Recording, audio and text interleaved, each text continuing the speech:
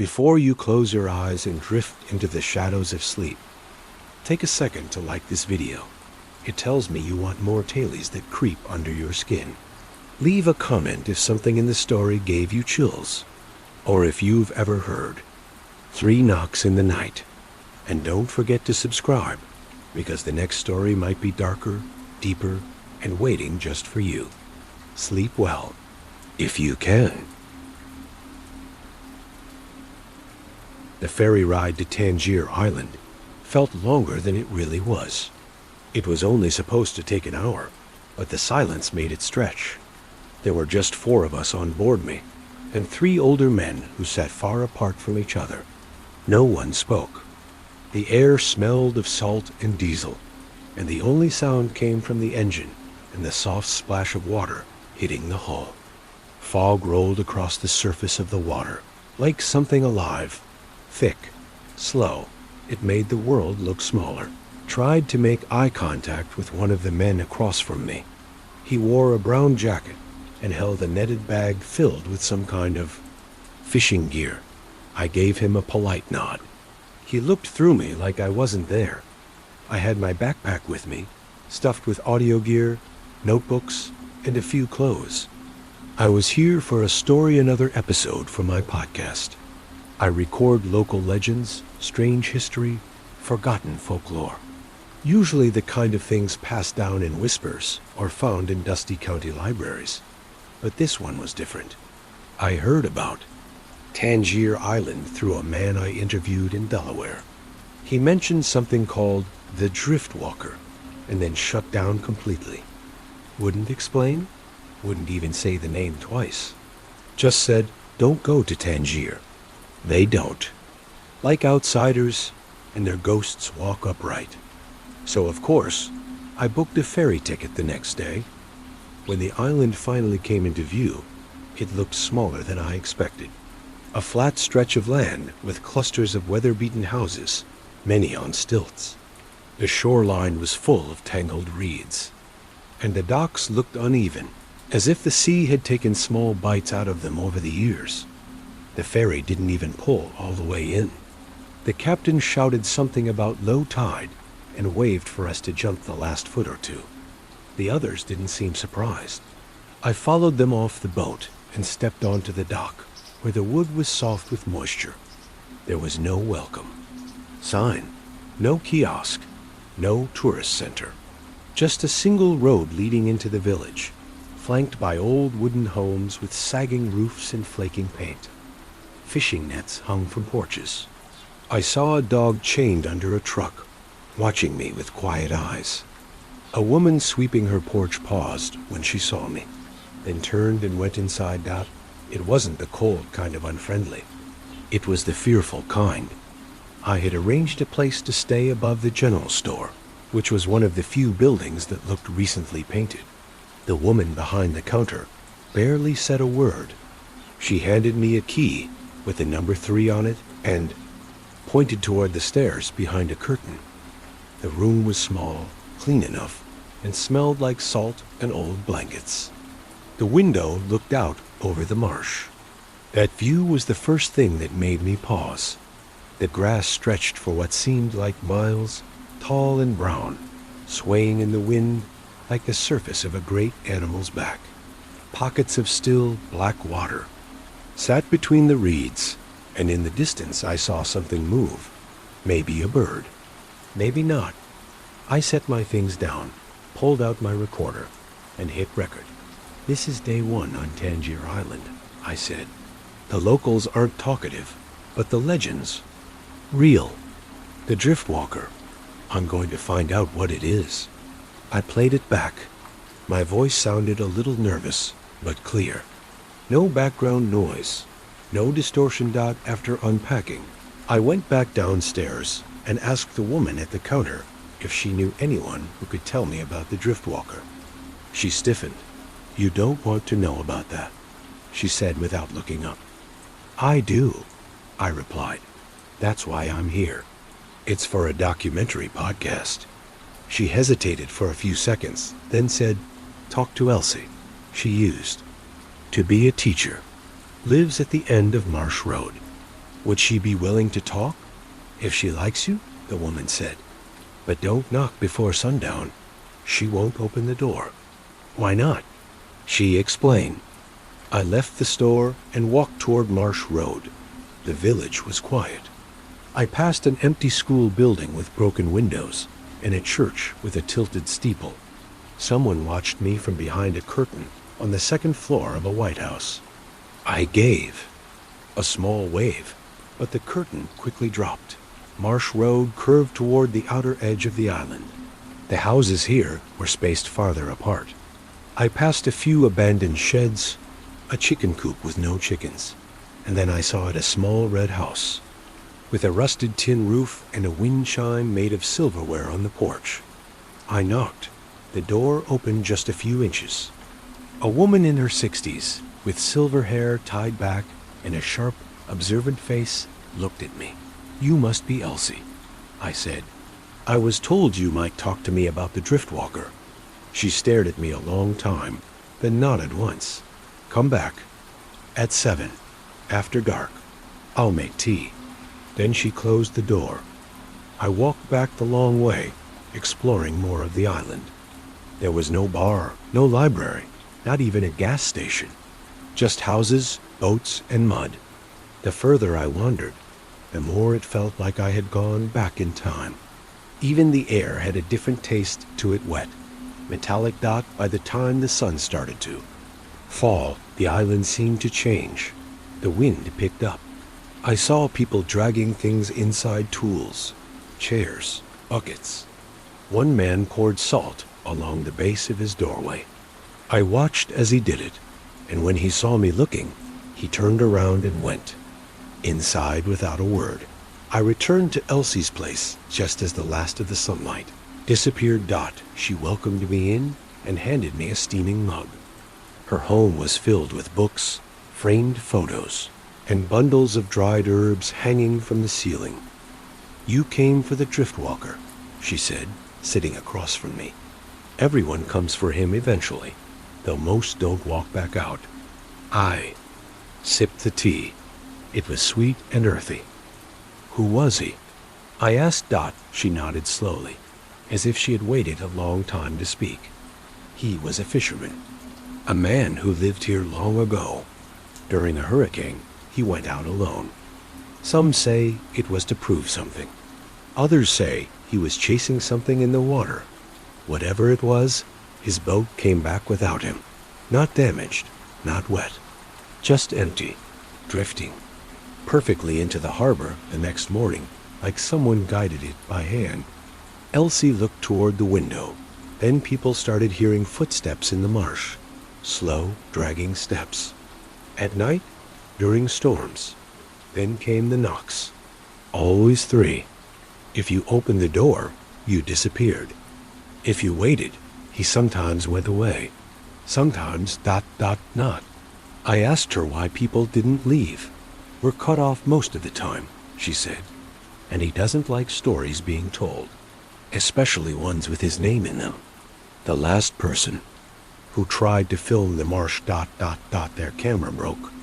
The memory card melted, literally melted. I've seen recordings where the voice changes in the middle of the sentence, becomes someone else's, something else's. She took another sip of her tea, then leaned closer. I've heard him say my name, in my own voice. I thanked. Her can stood to leave. She handed me a small bag filled with sea salt. Line your windows and doors with this, she said. He can't cross salt, not always. And don't ever open your door after midnight, especially if you hear knocking.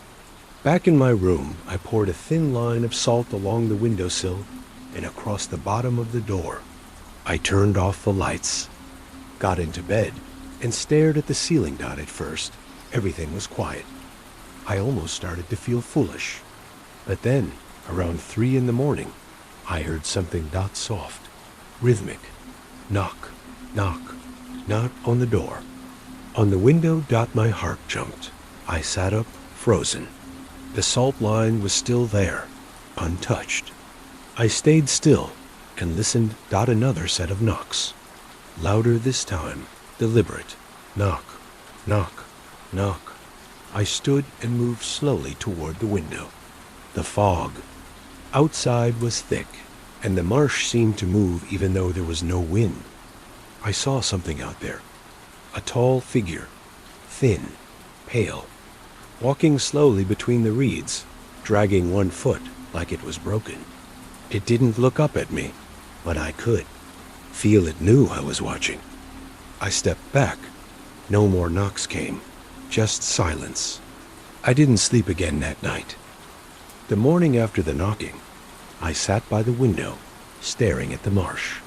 The salt line I'd poured the night before was untouched, still neat across the windowsill, but it didn't make me feel any safer. The light outside was dull, cloudy, and cold. The figure I'd seen walking in the marsh hadn't looked like a ghost. It looked like a man, except it moved wrong, like it was half dragging itself and didn't care that someone might see it. It didn't float, didn't vanish into thin air.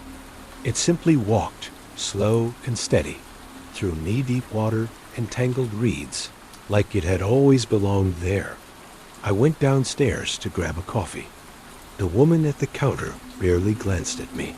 I thought about asking her if she'd heard anything strange last night, but I didn't. I had a feeling she already knew. The others in the shop were quiet too. An old man sat in the corner with a newspaper, but I noticed the pages weren't turning. He was just holding them, staring through the print like his mind was somewhere else, not back in my room. I checked my recorder. The file I'd recorded before bed had been corrupted. I tried to play it, but all I heard was a low hum, almost like the distant sound of wind through reeds, with a wet, sloshing noise behind it. My voice was gone. There was no trace of it at all, Dot. I checked my backup mic, then my phone. Both were working fine. I recorded a few seconds of myself, describing what had happened during the night. This time, it played back normally. Still, the missing file made my skin crawl. I hadn't imagined that sound, and I hadn't imagined the knocks. That evening, I went back to Elsie's house. Her porch light was off, but I saw her sitting in the window with a small lamp beside her, reading a book. When she saw me, she opened the door before I even knocked. "You came back," she said, not surprised. I nodded. "I saw something last night in the marsh, and I heard it knock 3 times. She stepped aside and let me in. Her living room was warm, lit by several low lamps and the soft yellow glow of a wood stove in the corner. The smell of tea and dried herbs still hung in the air. "You saw him," she said, pouring 2 mugs without asking. "Or at least Datu saw a piece of him. He doesn't always show himself so early." "What is he?" I asked, sitting down. She looked at me for a long moment before answering. "We don't know," she said. "At least, not anymore. We've called him the Driftwalker for as long as I've been alive, and probably long before that. But I don't think that's his real name. That name came from the way he moves, always drifting through the marsh, never hurried, like the tide. Was he ever human?" She stirred her tea slowly. "That's what the stories say. There was a fisherman many years ago. No one remembers his name. He went out during a hurricane, said he had to bring in his nets before they were lost. People warned him not to. The wind was already bending the trees, and the sky had turned the color of bruised fruit. But he left anyway." "His boat came back?" I asked. She nodded. "Drifted in just before dawn the next morning. Not a scratch on it, but he was gone. No sign of a struggle. No blood, nothing missing. Just no man. The odd thing was that the inside of the boat was completely dry. Not a drop of seawater, not even moisture." She paused, sipping her tea before continuing. "The next storm came a month later. That was the first time someone heard 3 knocks on their window. In the middle of the night. The man who lived there, a crabber named Harris, opened the door thinking maybe it was someone in trouble. They never found him. No signs of a break-in. His boots were still by the door. His dinner plate was still half full. But he was gone. And that's how it started? Elsie leaned back in her chair, staring into the fire. It's always been storms. Wind, rain, high tide. That's when he walks. Always at night. Always in the marsh. And when he comes close, he knocks. 3 times. Always 3. Why? No one knows. Some say it's a warning. Some say it's a test. Others think it's his way of asking to come in. And if you open the door, you disappear. Or worse. I swallowed hard, suddenly, aware of how dry my mouth had gone. Has anyone survived an encounter? Not if they open the door, she said. A few have seen him, like you, but most don't talk about it. Not for long. I leaned forward. What happens to them? She hesitated, then said, they start to change. They hear things, see things. Some stop talking completely. Some walk out into the marsh one night and never come back. And sometimes the people who disappear, they don't stay gone. What do you mean? There have been sightings, she said, lowering her voice, of people who were lost to the Sichu. Driftwalker, standing in the marsh days, even years later, watching, not moving, just standing like scarecrows. Their clothes are the same, but their eyes are always wrong. I stared into my tea, which had gone cold. Why don't you leave? I asked. She smiled sadly. Some of us can't. This is home. And others, well, I think the island won't let them go. She stood up and went to a shelf, pulling down a box filled with old papers and photographs. She handed me a picture faded, yellowed at the edges. It showed a group of children in front of the old school building. Their clothes looked like they were from the 1960s. In the back row, almost out of frame, stood a tall, pale man.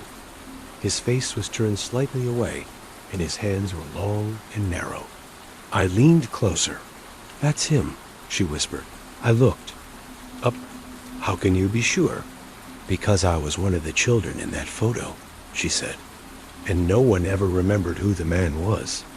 He wasn't a teacher. He wasn't a parent. He just appeared in the photo.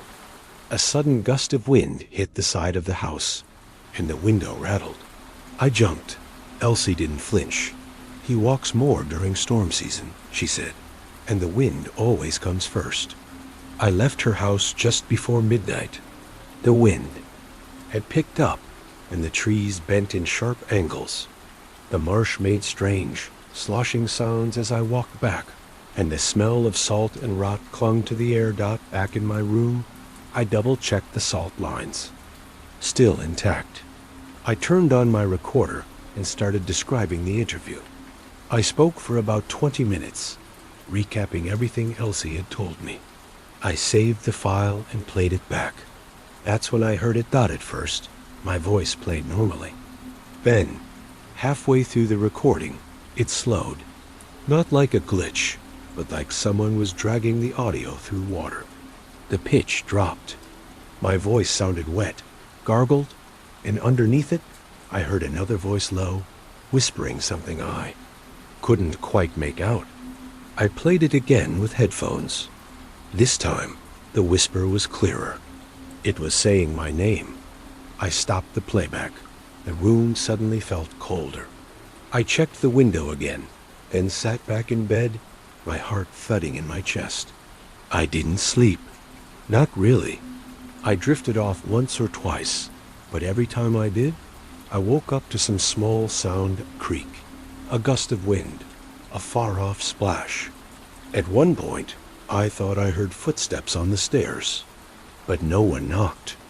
Not that night, not the next morning. I walked to the edge of the marsh. The sky was thick with clouds. The water was calm but dark, and the reeds swayed without a breeze. I took out my recorder and held it up. Describe where you are, I told. Myself. This is the western edge of Tangier Island. Marshland stretches as far as I can see. Water between the grass is still, but deep. I'm not alone. I stopped talking. I hadn't meant to say that last part. I'm not alone. It came out like something automatic. I didn't feel alone. It's true, but I didn't plan to say it either. I played it back. Everything sounded normal until the last sentence. My voice was still mine, but there was something else layered beneath it. A faint second voice, almost. In sync, like an echo from underwater. I'm not alone, it said, but the words were spoken with a dragging tone like someone moving their lips, slowly through sludge. I turned off the recorder. Across the water, near the far edge of the marsh, I saw a shape. It stood tall, barely visible between two clusters of reeds. Not moving, not walking, just watching.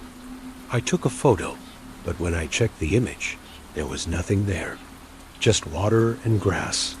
That night, I received a call on the store's landline. The woman at the counter handed me the receiver without a word. "I think you should come back tomorrow," Elsie said. "There's more you need to see." The wind howled that night, louder than before. Trees bent low. The sky glowed purple. For a moment, as lightning flashed somewhere over the ocean. I didn't sleep at 2:41 a.m. I heard the first knock then another, then the third, not on the window this time. On the door knock. Knock, knock. I didn't move. My breathing slowed. I stared at the door, waiting. Minutes passed. No sound. I almost convinced myself I'd imagined it. But when I finally stood and looked through the peephole, I saw wet footprints on the floorboards outside bare. Long and trailing black mud . I went back to bed and waited for the sun. The next morning, I woke up to the sound of the wind scraping against the windows like dry fingers. The sky outside was a dull steel color, flat and cold, with clouds that looked heavy enough to crush the marsh beneath them. It wasn't raining yet, but the air had that thick, wet smell that comes before a downpour. I looked down at the salt I had poured across the windowsill and the door the night before. Still intact, still clean. But the memory of the knocks, those 3 slow, deliberate knocks, stayed with me like the sound had gotten inside my ears and refused to leave. I hadn't opened the door, but something had been there. Something that left behind muddy, barefoot prints on dry wooden planks. I packed my recording gear into my bag and walked back toward Elsie's house. The island felt different today, heavier. The streets were almost empty. A few people moved around quickly, dragging things indoors or hammering boards over windows. No one made eye contact. I passed a house where a woman sprinkled salt in the shape of a circle on her porch. She stopped when she saw me and backed inside, closing the door quietly behind her. I tried to record some ambient audio of the wind, but the microphone kept picking up static long bursts of it that sounded too rhythmic to be natural. I deleted the files and kept walking. Elsie was already waiting on her porch when I arrived. She wore a long gray coat and had a scarf wrapped around her head. She didn't look surprised to see me. "The storm's almost here," she said without greeting me. "It'll be a strong one. Ferry's not coming for the rest of the week. You'll be stuck here." "How do you know that?" I asked. She glanced at the sky. "Same way you can feel it in your chest. This place gets inside you. You'll start to feel what it feels if you stay long enough." She led me inside and handed me a small, dusty cassette recorder, the kind with big black buttons and a tiny speaker. It was old and scratched, but clean, like someone had taken care of it for a long time. "What's this?" I asked. "Listen to the tape," she said.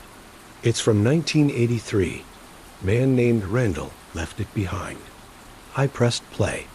The recording crackled to life with a loud hiss. Then a man's voice, shaky and breathless, began to speak. "This is Randall. I don't know how much time I have. I've been hearing it for days now. In the marsh, it's getting closer. Sometimes I hear it inside the house, even when the doors are locked. I don't remember letting it in.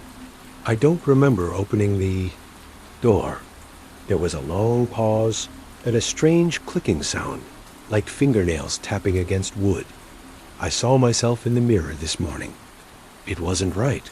My eyes, they were milky, like something was watching me from behind my own face. I don't think I'm all here anymore. The tape ended with a burst of static and a faint sound like water dripping onto metal. I set the recorder down and looked at Elsie. What happened to him? He walked into the marsh 2 nights after making that tape. Same storm season, we had record tides. They found his house empty, doors locked, windows sealed. But the tape was sitting on the kitchen table. Did they find his body? No, she said, just his boots, upright, facing the water. I felt cold all over, even though the stove was crackling nearby. There was something heavy in the room now, something that made the air feel thinner. "I think he's still out there," she said after a long silence. "Or what's left of him." I left before dark. I wanted to check the church before the rain started. The older one, the one that had been abandoned since before I arrived. It was half collapsed, leaning to one side like it had been pulled forward by the wind. The door creaked open when I pushed it, revealing a dim interior filled with broken pews, shattered stained glass, and a thick layer of dust. But it didn't feel like no one had been there. There were footprints in the dust barrel, long and slightly misshapen. I followed them slowly down the center aisle. They led to the altar. Behind it, the wall had rotted away in one spot, revealing a hole about the size of a window. I stepped closer and realized it wasn't just a hole. It was carved with strange symbols, tiny ones that repeated over and over in a tight spiral pattern. I pulled out my phone and tried to take a photo. The screen flickered and then turned black. I powered it off and back on. Nothing. The phone was dead. When I looked back up, the footprints were gone. I left the church without looking back. The wind was stronger now. Rain had started falling in short, sharp bursts, like the sky hadn't fully decided if it wanted to break open. I passed by the store on the way back to my room. The windows were boarded.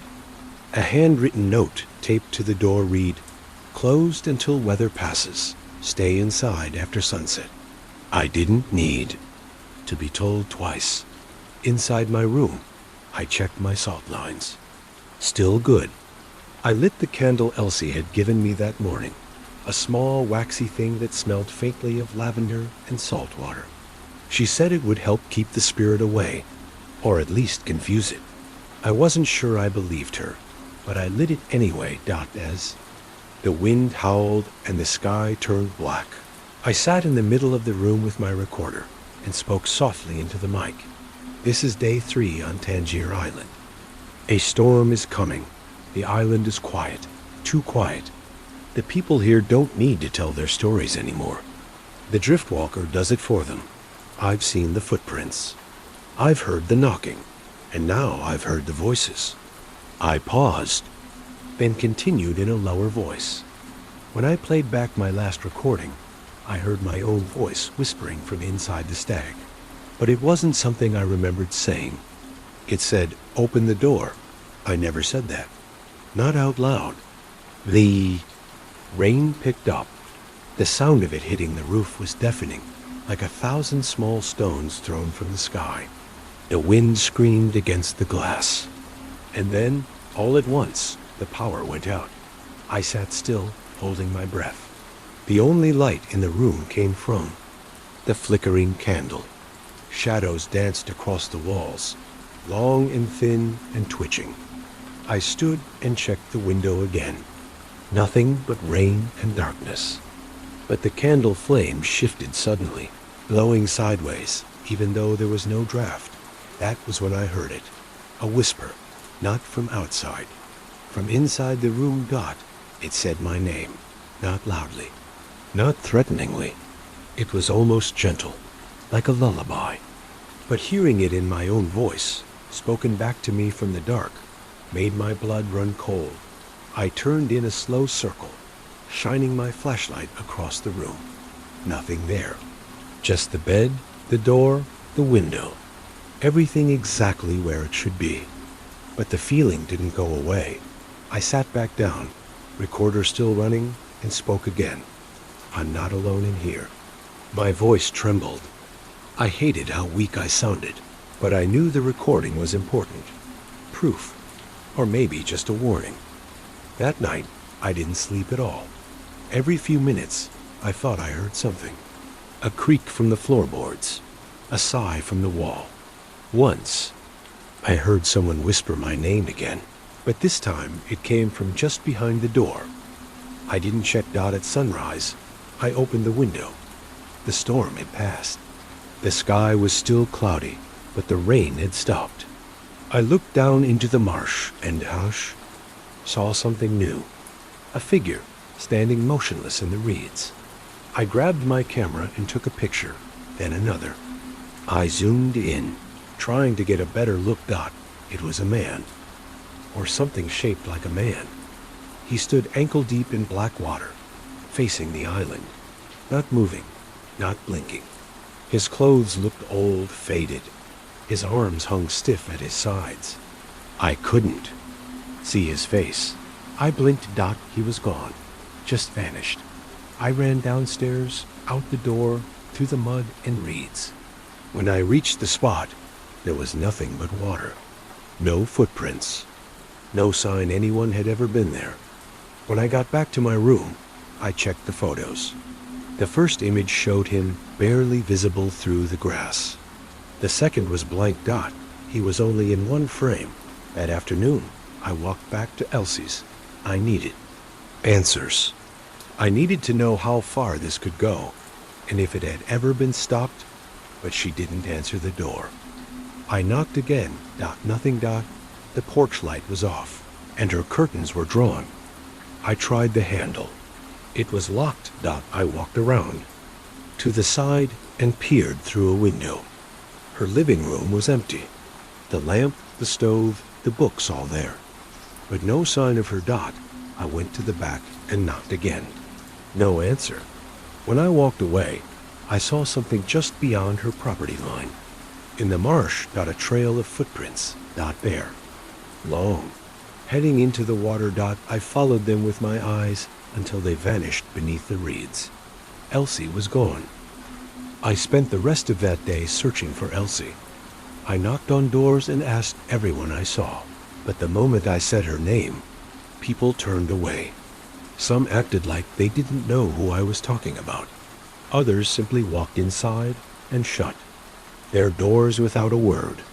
One man, older with a long beard and a face like driftwood, told me in a quiet voice that sometimes people don't disappear.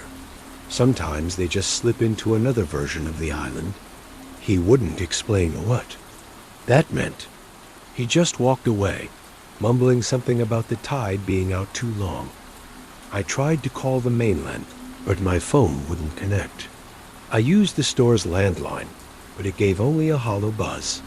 The woman behind the counter wouldn't meet my eyes anymore. She simply turned her back and went into the storeroom. I stood there with the silence pressing against me, as if the island itself had closed a door in my face.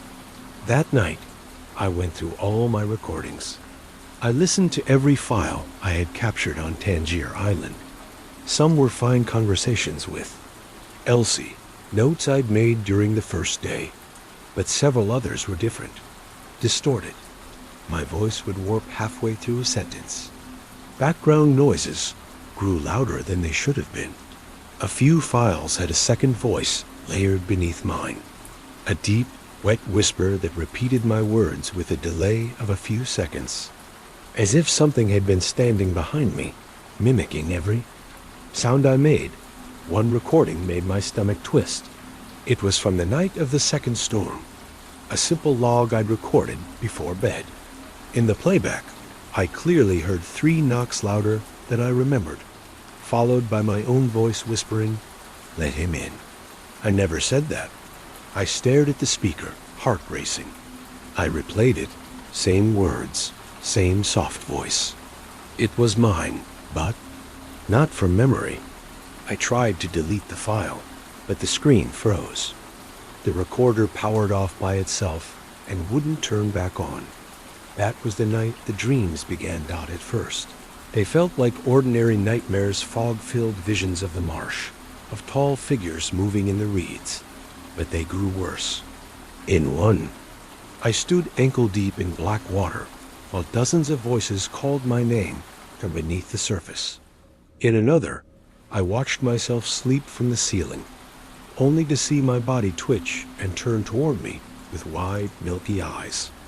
Every time I woke, I felt like something had just left the room. A shift in air pressure, a scent of brine.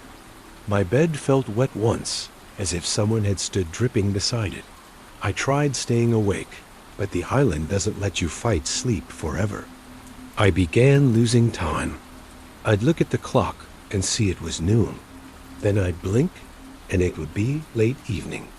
One night, I found mud on my feet and no memory of where I'd walked. I replayed the last recording I'd made and heard myself, laughing softly. A strange, breathy laugh I'd never made in my life. I decided to leave. I packed everything: recorder, notes, bags, and walked straight to the dock. But there was no ferry. The boat was gone. No schedule posted. No one in sight. I waited for hours, but the water remained empty. I shouted across the bay, hoping someone on the mainland might hear. Nothing. Just the wind and the sound of reeds shifting. I returned to my room, salt lines still in place, and sat on the bed in silence. The candle Elsie had given me had burned itself out days ago. I had no more. Just darkness, a broken recorder, and growing fear. That evening, I heard it again. Not a knock, not a whisper. A voice, my voice. It came from outside the window, calm and steady, calling softly. "It's me. Let me in. I need to talk." I froze. My heart thumped like it wanted to run without me. The voice repeated, "I know you're awake. I know you hear me. It's okay. Just let me in." I moved slowly to the window. The salt line was still, there, unbroken. I pulled back the curtain just a sliver. There I was, standing in the marsh, soaked, barefoot. My clothes hung wet against my body, and my eyes were pale and unfocused. My mouth moved slowly, repeating the same phrase, "Let me in," again and again. The same tone, the same cadence. Like a broken recording, I stepped back and nearly tripped. When I looked again, the figure was gone. I stayed away from the window the rest of the night, but I heard footsteps circling the house. Wet, slow, dragging. Sometimes they stopped by the door. Sometimes they stopped by the window.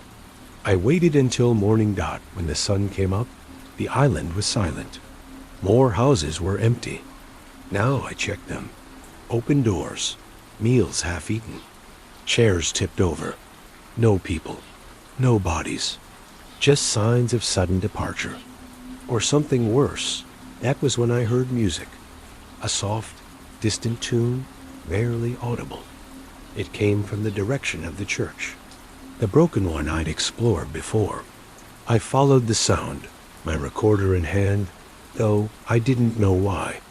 When I reached the church, the door was wide open. Inside, the pews were clean. The stained glass was whole again. Candles burned at the altar, though there was no wind and no heat. And at the front, a small tape player sat on a stool, playing an old hymn in reverse. I stepped inside, and the door slammed shut behind me.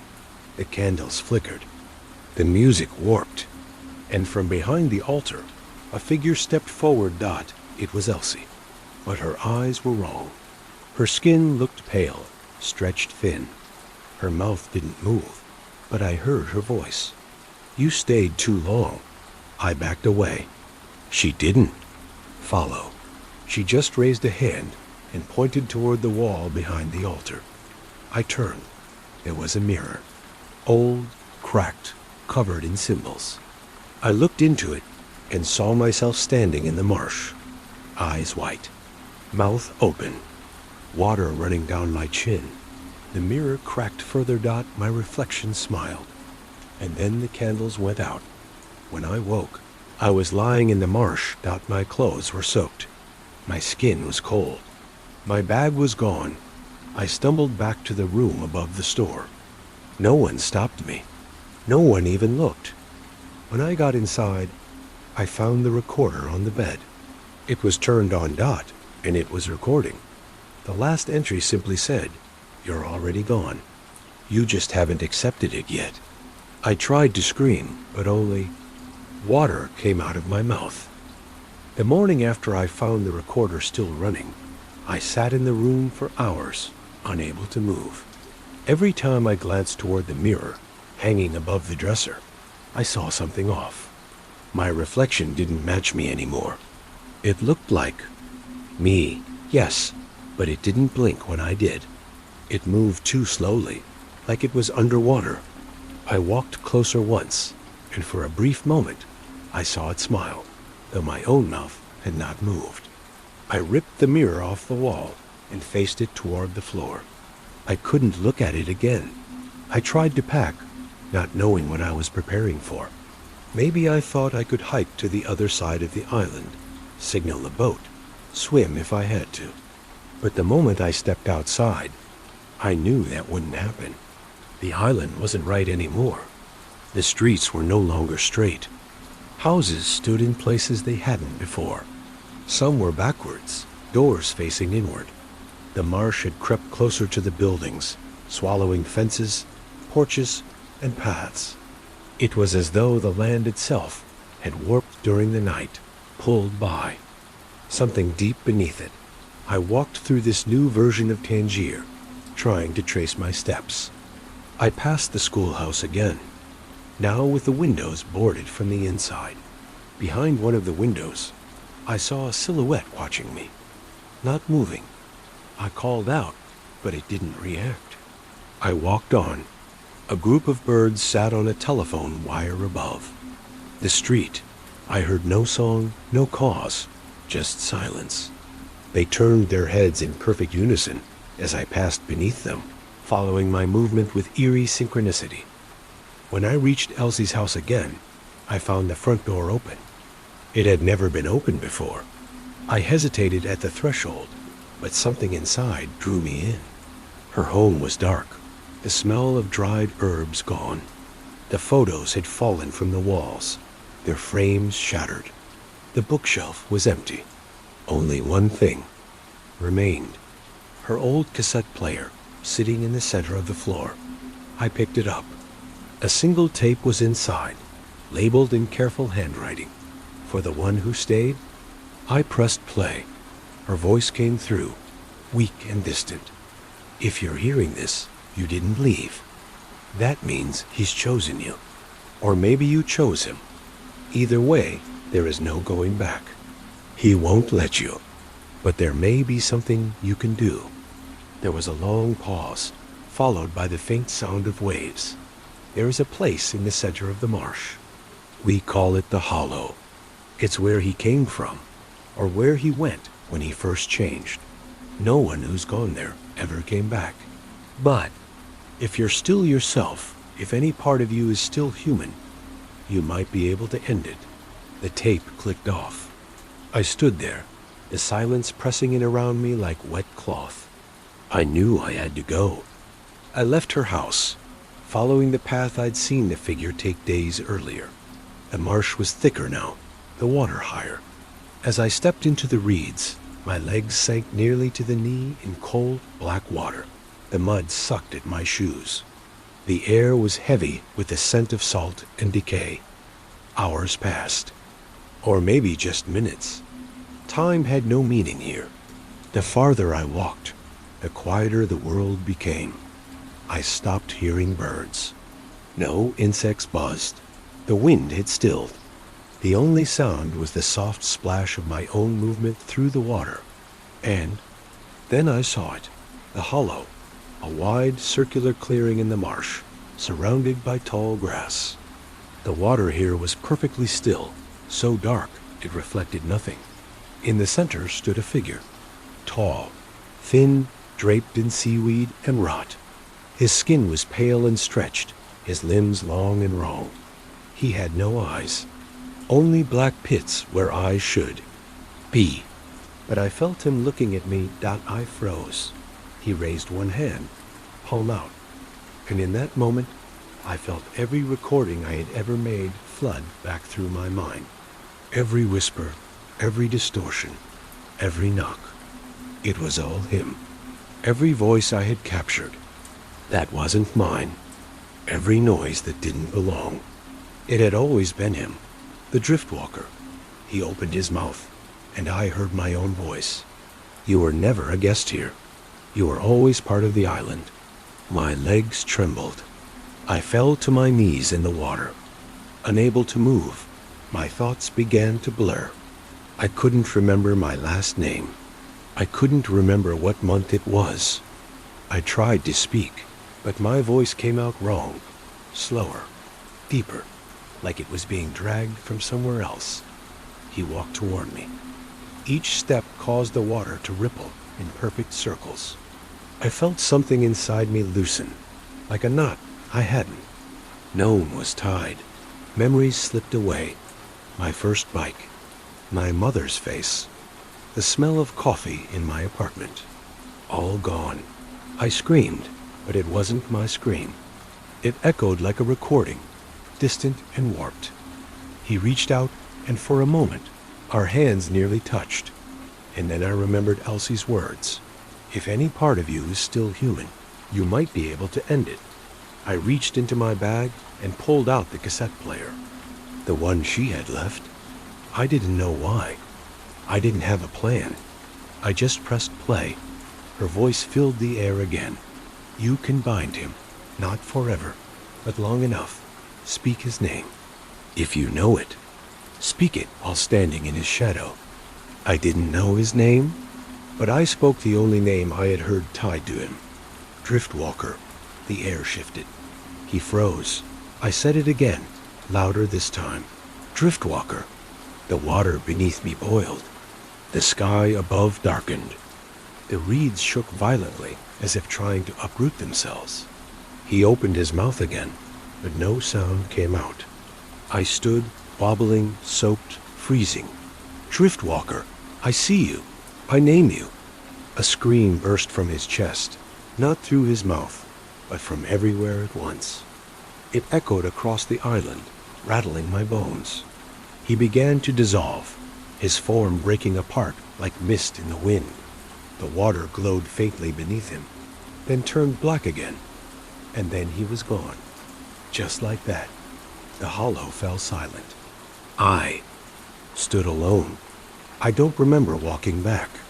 The next clear memory I have is standing at the dock, the sun rising behind me. A boat approached, a small fishing vessel. The man on board waved. I didn't wave back. He brought me to the mainland without asking questions. I left Tangier Island and never returned. I don't post podcast episodes anymore. I destroyed the recordings, every file, every tape. I deleted my backups and smashed my equipment.